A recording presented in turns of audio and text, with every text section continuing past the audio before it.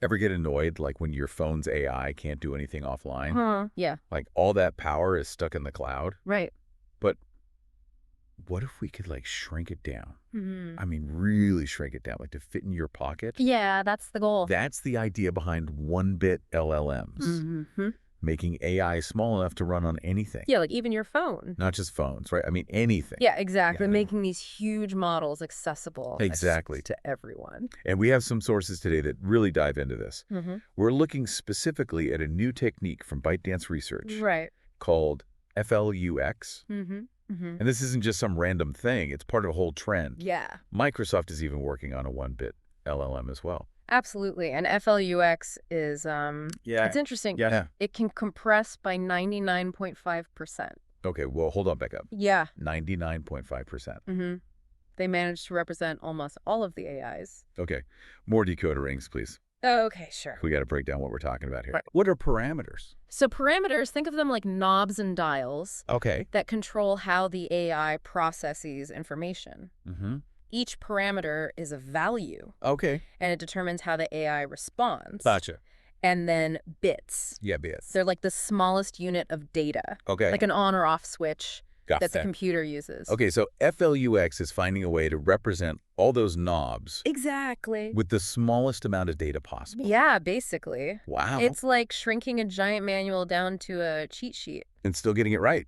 Yeah, without losing the important stuff. That's amazing. It's pretty impressive. So is this the only approach? Oh, no. Or are there like others? There are a lot of other ways people are doing this. Okay. Some are using quantization, which rounds the values to use fewer bits. Okay. And then there's pruning, which gets rid of the parameters that don't matter as much. Interesting. They all have their own pluses and minuses. Yeah. It's a fast-moving field. It's like everyone's trying to get to this one-bit finish line. Yeah. But they're taking different paths to get there. Right. So what happens when we get there? Well, then things get really interesting. Okay, I'm listening. We could have personal AI assistants as powerful as anything on the cloud, Right. but working offline, Okay. or instant translation anywhere, even without internet.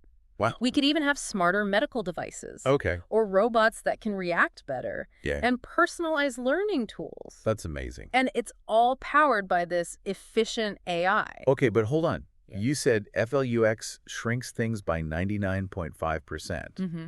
What about the other 0.5? Oh, that's a great question. Does that matter? Even a little bit of information loss can affect the AI. Okay. It's like walking a tightrope. Yeah. You have to balance things just right.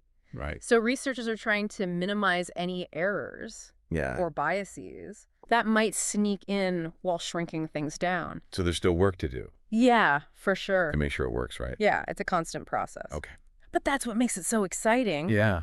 We're about to change how we use AI completely. Yeah, we've gone from AI needing huge data centers Right. to maybe fitting on a tiny chip. Yeah.